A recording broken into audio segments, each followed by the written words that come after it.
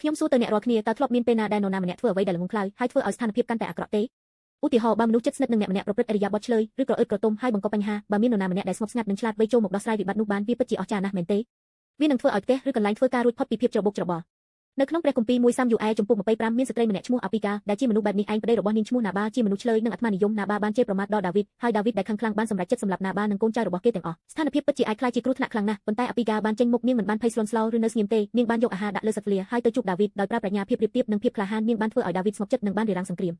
រឿងនេះពិសេសព្រោះវាបង្ហាញពីព្រះយេស៊ូវដោយអាប៊ីកាឈរនៅចន្លោះណាបានិងដាវីតព្រះយេស៊ូវឈរនៅចន្លោះយើងនិងផលវិបាកនៃអំពើបាបអាប៊ីកាបានព្យាយាមទទួលខុសត្រូវចំពោះកំហុសដែលនាងមិនបានធ្វើព្រះយេស៊ូវក៏បានទទួលយកអំពើបាបរបស់យើងដែរអាប៊ីកាបានបង្កើតសន្តិភាពនៅកណ្ដាលជម្លោះព្រះយេស៊ូវបាននាំសន្តិភាពមករវាងព្រះជាម្ចាស់និងយើង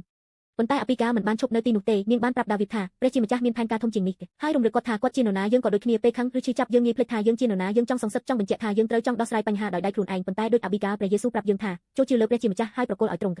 នេះហើយជាប្រាជ្ញានៅក្នុងយ៉ាកុប3:17ព្រះគម្ពីរចែងថាប្រាជ្ញាពីព្រះជាម្ចាស់គឺសុទ្ធស្រឡាញ់សន្តិភាពស្លូតបូតនិងពោពេញដោយសេចក្តីមេត្តាប្រាជ្ញាមិនមែនជាការឈ្នះការឈ្លោះទេតែជាការបង្កើតសន្តិភាពអាពីកាមិនបានអន់ចុះនឹងអារម្មណ៍ហើយធ្វើសកម្មភាពដោយប្រាជ្ញាព្រះយេស៊ូវក៏បង្រៀនយើងឲ្យធ្វើដូច្នោះដែរកុំតតអំពើខឹងនឹងអំពើខឹងតែស្រឡាញ់សត្រូវនិងអធិស្ឋានឲ្យអ្នកដែលធ្វើបាបយើងហេតុអ្វី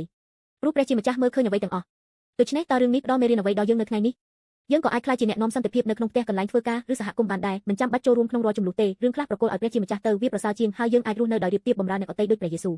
រឿងរ៉ាវរបស់អាប៊ីកាបង្ហាញថាកម្លាំងពិតប្រាកដជាអ្វីវាមិនមែនជាការបង្ហាញកម្លាំងរបស់ខ្លួនទេតែជាការជឿទុកចិត្តលើព្រះជាម្ចាស់ធ្វើសកម្មភាពដោយប្រាជ្ញានិងបង្កើតសន្តិភាពនៅកន្លែងដែលយើងនៅថ្ងៃនេះតើមាននរណាបដិសេធឬជេរប្រមាថអ្នកធ្វើឲ្យអ្នកខឹងទេ